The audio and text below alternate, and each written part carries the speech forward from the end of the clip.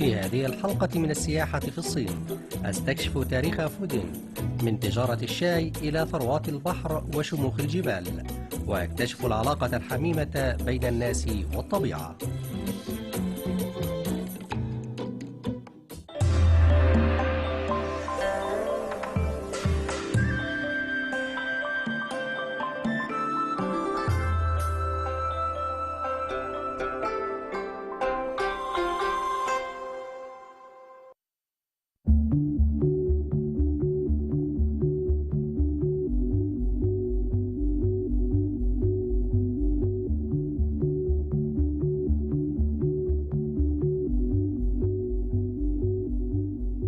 مرحبا بكم من جديد في فودينغ. مع صناعة الشاي الضخمة والمربحة في الصين، حققت العديد من عائلات فودينغ ثراء كبيرا، ولإثبات هذه النقطة سأتوجه إلى مسكن مثير للإعجاب. Check it out. This looks like the home of someone well off, hey? You know, actually this house used to belong to a tea merchant who made it big here. And it's so big, it's 5,000 square meters, which is almost the same size as a football field. And, well, judging by the weather today, we'll probably have the whole place to ourselves. هذه هي مساكن تسوي جياو، تقطنها عائلته من بلدة بايلين.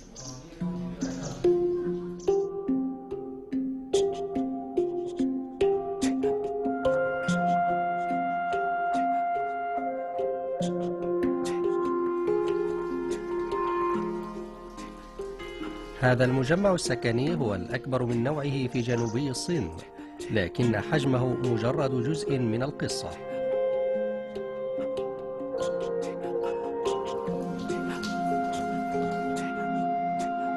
وما عليك سوى إلقاء نظرة عن قرب على الأفاريز الخشبية المتداخلة والنوافذ للعثور على تموة الأشغال الخشبية لأسرة تشين، والتي كانت تدفع من دخل مبيعات أوراق الشاي.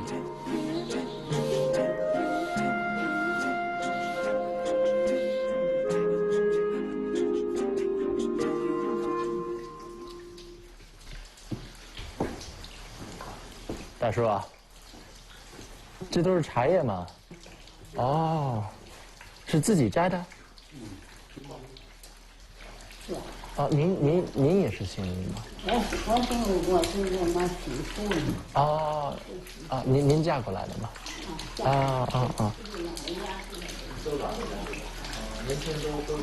？مع أنه كانت عائلة كبيرة في الماضي، لكنها اليوم ليست كذلك، وبات منزل العائلة مهجورا إلا من كبار السن الذين ما زالوا يقومون بقطف أوراق الشاي.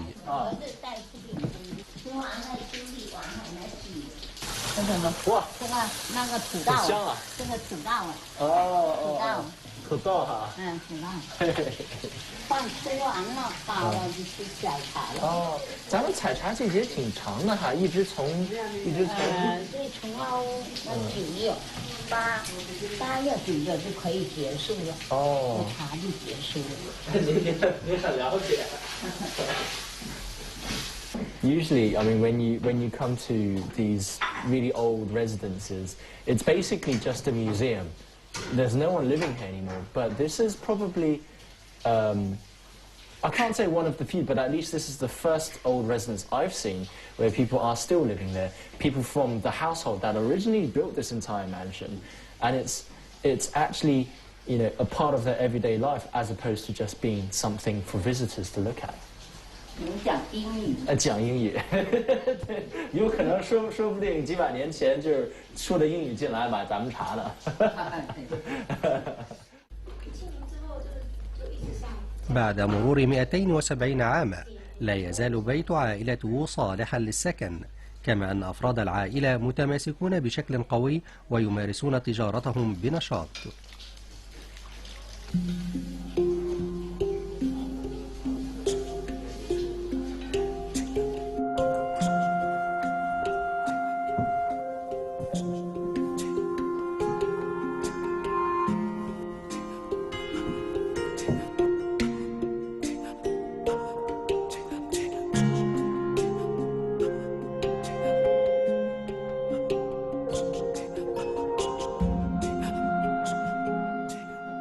تواجه عائلته مشكلة تتشارك فيها عائلات صينية كثيرة، تتمثل في هجرة الشباب إلى المدن الكبيرة، وهو ما يهدد مستقبل تجارة العائلة. لكن مع رواج تجارة الشاي الأبيض لا يزال الأمل قائما. You know, this house has close to 200 rooms, and once upon a time, all of them used to be full with members of the Wu family. Today, it is pretty empty, but I think the difference here is that, unlike many other large residences you get in China, this one is still lived in by the descendants of the Wu family, and the granny downstairs is still plucking tea, selling tea for 4 RMB per kilo. So the family business is still alive and well, nearly 270 years down the line.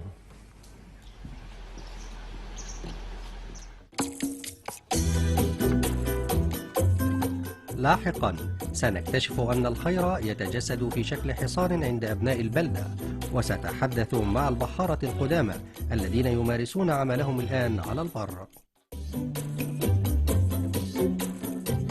في هذه الحلقة من السياحة في الصين أستكشف تاريخ فودينغ من تجارة الشاي إلى ثروات البحر وشموخ الجبال، وأكتشف العلاقة الحميمة بين الناس والطبيعة.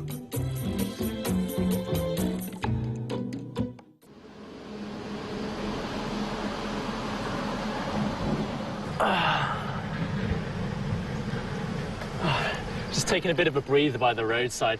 You know, this entire place is like a scenic area. It's pretty typical of Fuding. You've got the sea over there, you've got tea plantations with some guys hard at work over there, and up there, you've got the mountains right by the coast. Don't even have to look for this kind of scenery. It's time to hit the road again. للبحر أيضا أهمية كبيرة في حياة الناس في فودينغ، ونحن الآن في طريقنا إلى بلدة تشانشي، وتستغرق الرحلة إليها نصف ساعة بالسيارة، وذلك لزيارة واحد من أقدم وأكبر المعابد في فودينغ تكريما لإلهة البحر ماتسو.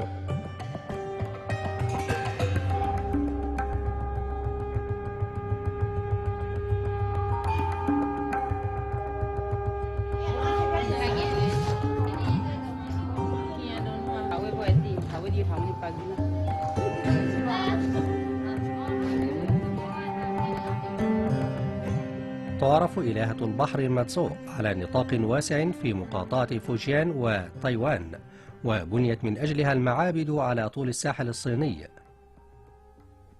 وغالبا ما يقوم البحارة بمراسم طقوسية طلبا للسلامة، واليوم تستعد تشانشي لمناسبة خاصة.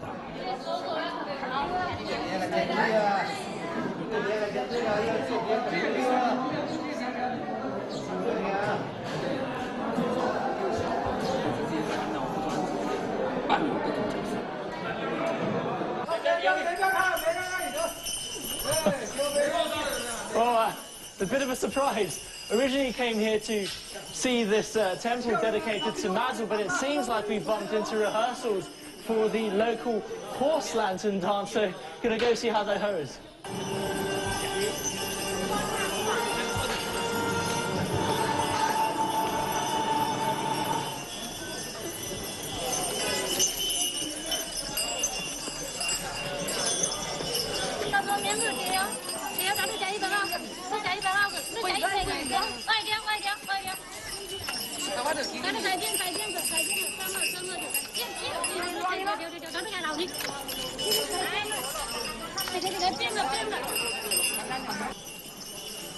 تتضمن الرقصة العديد من التحضيرات، وعادة ما يؤديها المحليون في شهر أكتوبر، ودائما ما تكون في الليل على ضوء الفوانيس.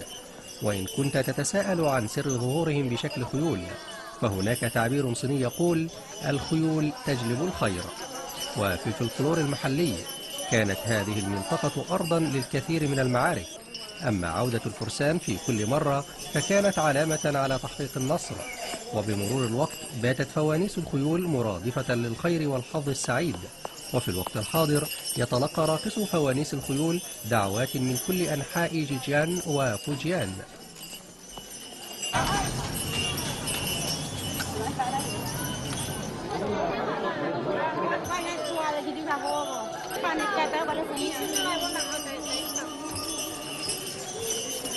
年都有。哦，都是自己跳，自己乐意参加。自己乐意参加，他们给工资？保密。保密。那个老师原来就是他家的那个。你们不止在福鼎这儿表演吧？不止。你们也去哪儿？去那个釜山、浙江呀。浙江。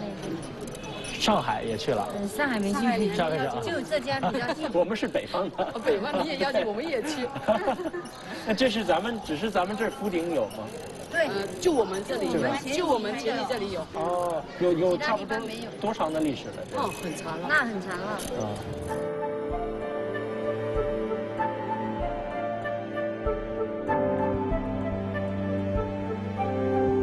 يعود تاريخ رقصة فوانيس الخيول في تشانشي إلى ما قبل 300 سنة، وكان يؤديها الأطفال لأن بعض الحركات تتطلب قدرا عاليا من المرونة، والأطفال اليوم مشغولون بالدراسة ولا وقت لديهم للتدريب.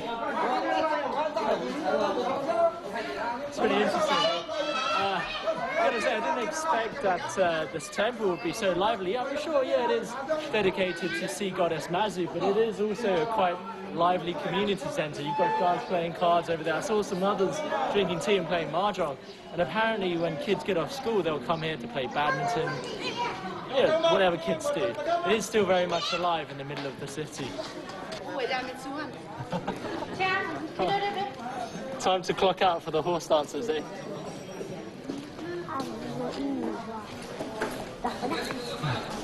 你们都是住这附近的吧？哦。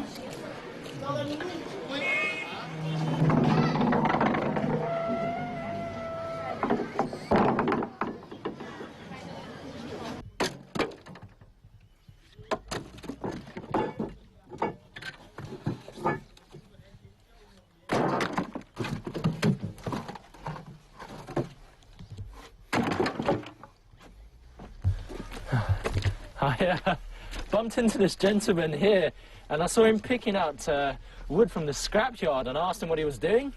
He told me that he buys all this scrap wood and he goes and breaks these down and makes them into model ships. And he's going to go and show me how he does it, but obviously you need to help him out with some of the carrying first.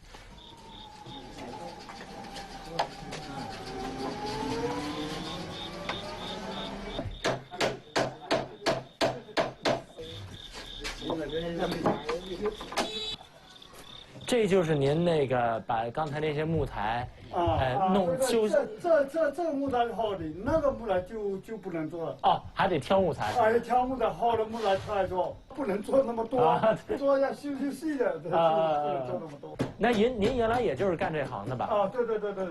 您最早是。السيد يون هو واحد من بناة السفن المتقاعدين. التحق بهذا العمل في 13 من عمره، والآن وهو في سن 70 يصنع السفن الخشبية المصغرة باستعمال القطع الخشبية المهملة للقوارب المسحوبة من الخدمة. This is very impressive. So the old gentleman over there built this by himself. He designed it, built it, he put lacquer on it, and it really is a masterpiece. It's completely made out of dead wood, and it's not cheap though. He told me that he only builds for people who order specifically from him, and 10 centimeters costs $150. So I don't know, maybe I could buy a ship this small, but a ship of this size is worth, I think, around about $2,000 or more, but definitely worth its price.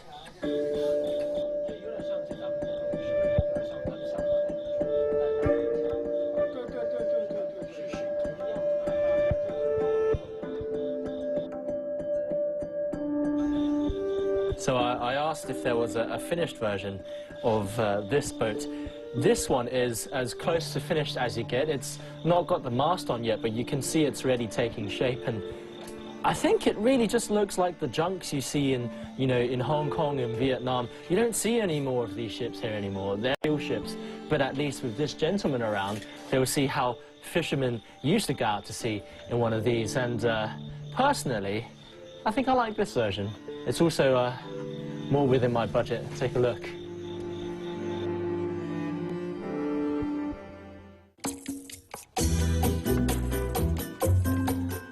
لاحقا نعود إلى جبل تايمو، نستكشف المناظر الساحرة التي تلهب الخيال والشاي الذي ينعش الروح.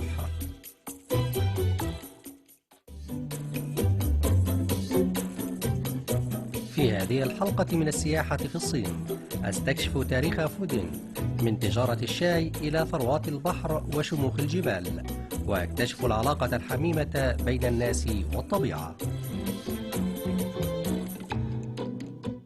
On our way back up to Taimou Mountain, because today, for the first time on our trip, the sun has finally come out, the fog has lifted, and it's so nice to actually see the blue sky again. So we're going back up to see if we can see what Taimou Mountain is actually known for.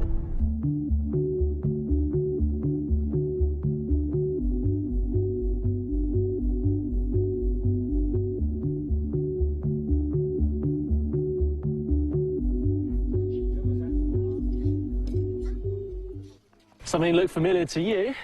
I tell you what, the weather up here in the mountains really is very temperamental, so I won't be needing that anymore.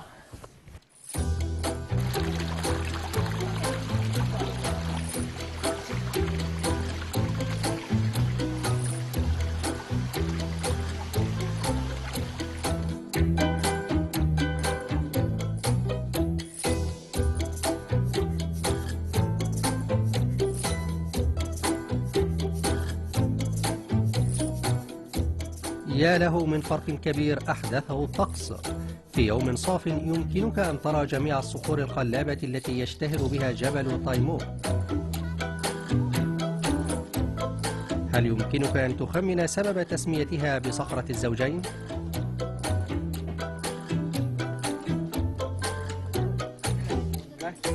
So when I got myself a small basket of this glutinous, I guess it's some kind of black glutinous rice with grape inside. That is the specialty of the Sure ethnic minority. Haven't actually had one of these before, so. Oh, that is delicious. Very much like one of those sticky cakes. Not too sweet. Oh, could definitely have more of this.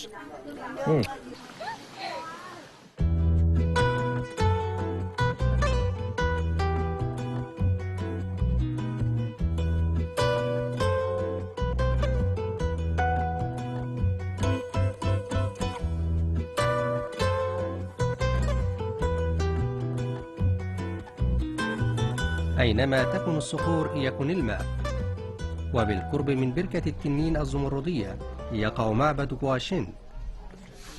يحكى أنه قبل نحو 1000 سنة كان هناك 360 عمودا منتصبة للترحيب بالإمبراطور الذي كان في زيارة لإحدى قريباته التي أنجبت ولدا وهي تصلي في المعبد. 以前是有圣子放在里面，是那个90多岁那个老居士以前上来的时候也是这里本地的。Oh. Must have been huge before. I mean, if there were 360 pillars, just imagine the whole temple taking up the entire mountain. قديما كان جبل تايمو مقصدا للاسترخاء، حيث كان يرتاده الرهبان للتأمل والأباطرة لاستجماع قوى السماء.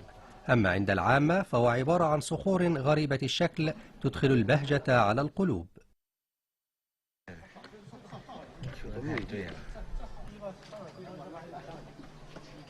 Oh, just taking a bit of a break.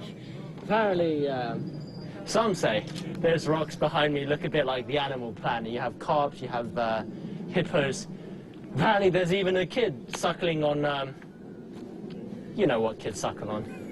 I don't see anything, but at least it's a nice place to rest.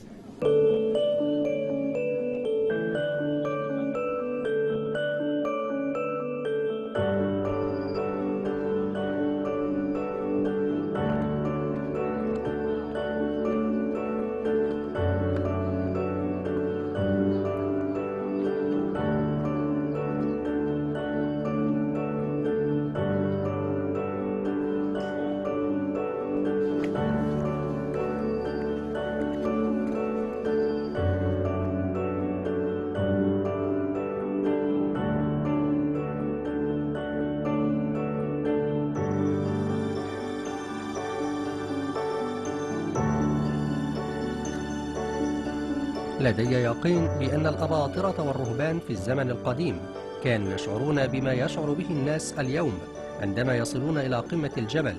إنه منظر يخطف الأنفاس بكل ما في الكلمة من معنى.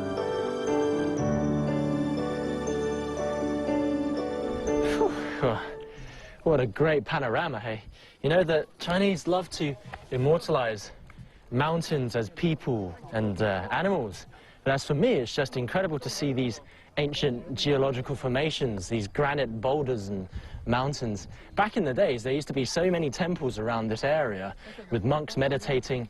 And even today, if you go further up into the mist, you might still find some.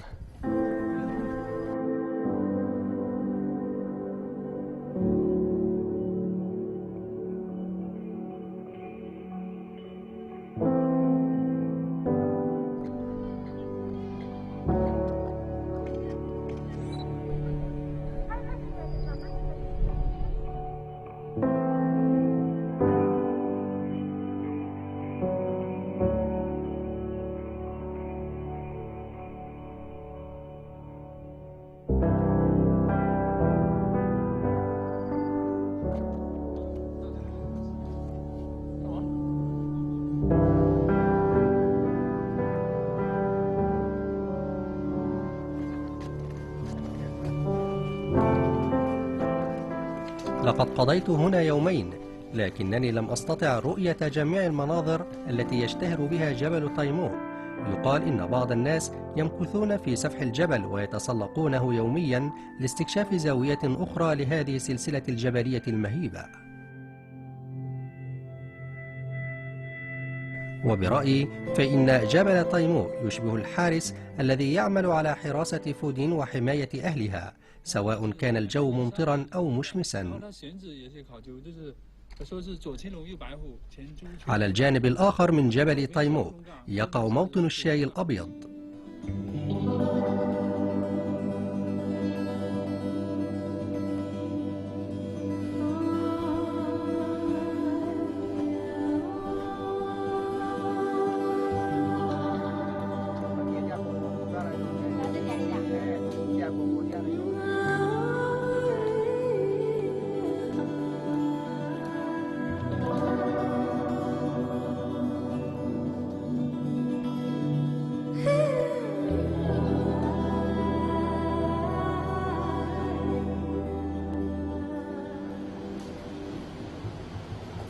يطلق السيد فان على نفسه لقب رجل الشاي، ولا يزال متمسكا بالطرق التقليدية في صنع الشاي.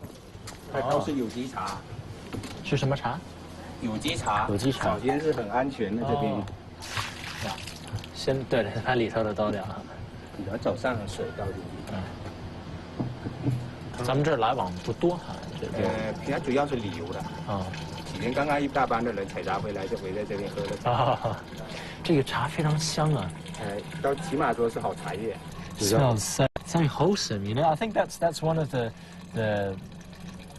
characteristics of white tea. It's quite crisp, very light, and when you drink it, you just feel warm all over. And I can't wait to get a cup of this, especially since it's free. 这个都是我们山上的特制的一些茶叶。茶叶虽然比较粗老，但是它营养还有芳香物都很多。Oh yeah, it's so aromatic. I can't wait. 哎，好，谢谢。Let's see.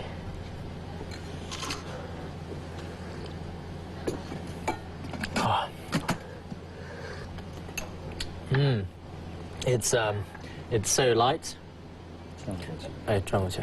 It's so light. I mean, if you were a passerby and you've been working in the fields or you've been traveling, you've been cycling, and you see this, and it's free. I mean, just come here, sit down, and immediately you'll be relaxed. This is so refreshing.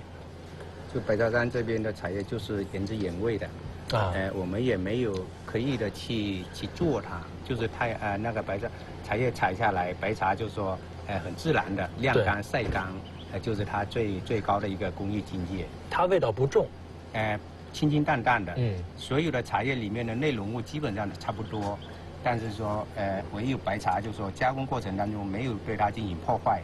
你比如说红茶有拿去老碾啊，对对对，绿茶到老碾杀青，所有的茶类都有这些动作。唯一白茶就采回来就晾在那边，给它晾晒完成。其实作为我们烧茶的人， ومن التقاليد المتبعة هنا تقديم الشاي مجانا للمرة.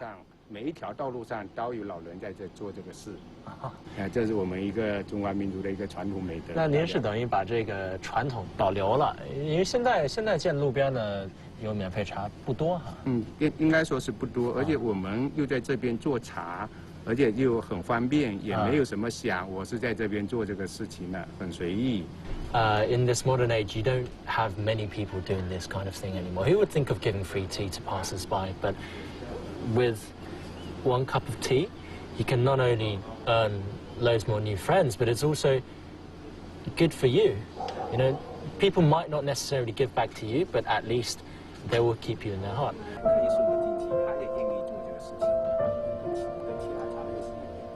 قرأت كثيرا عن هذا الموضوع، لكنني الآن فقط أفهم سر تعلق هؤلاء المحليين بالشاي الأبيض، فهو عندهم ليس مجرد مشروب، إذ يعتقدون أن كوب الشاي يجسد المعاني الإنسانية البسيطة كالنقاء والحماسة تجاه الآخرين.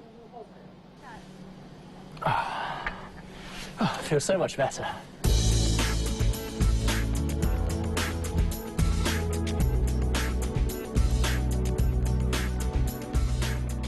بعد استعادة طاقتي أستعد الآن للمحطة الأخيرة من رحلتنا، حيث نتوجه إلى ساحل فودينغ في الحلقة القادمة من السياحة في الصين.